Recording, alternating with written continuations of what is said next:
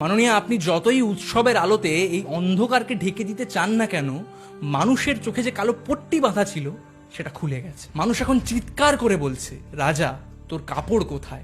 আর justice না এলে এক বিন্দুও জমি ছাড়বো না। ইউনেস্কো দুর্গাপুজোর উৎসব দেখেছে, তবে এবার সারা বিশ্ব প্রতিবাদের দুর্গাপুজো দেখবে। বাঙালি শান্ত হতে পারে, তবে বাঙালি অন্ধ নয়, ভীরু নয়। যে গর্জনকে আপনি ঢাকের তালে ধামাচাপা দেওয়ার চেষ্টা করছেন, সেই ঢাকের বই এবার উই ওয়ান্ট জাস্টিসের সুরেই বাঁচবে। যে গরিব মানুষের জন্য নাটক দেখিয়ে কাঁদছেন, সেই গরিব মানুষ এই আন্দোলনে অংশ নিচ্ছে। ঘুরে ঘুরে কাগজ বিক্রি করা অসিত রায়চৌধুরী তার একদিনের আয়ের 220 টাকা দান করেছেন আন্দোলনকারীদের। লালবাজার অভিযানের দিন বিবি গাঙ্গুলি স্ট্রিটে ছোট্ট দোকান চালানো দেবু সারা সকাল ঘুরে আন্দোলনকারীদের শুকনো খাবারের যোগান দিয়েছেন। স্বাস্থ্য ভবন অভিযানের দিন ছোট্ট দোকানের মালিক জলের বোতল দিয়েছে। আর আপনি ওই যে প্রেস কনফারেন্স করে বললেন না, এসব মিছিল মিটিংয়ে প্রচুর সাধারণ মানুষের অসুবিধে হচ্ছে, স্বাস্থ্য ভবনের দিন সেই সব সাধারণ মানুষই ডাক্তারদের রাতের খাবারের যোগান দিয়েছে। আমরা উৎসবেই আছি মাননীয়া,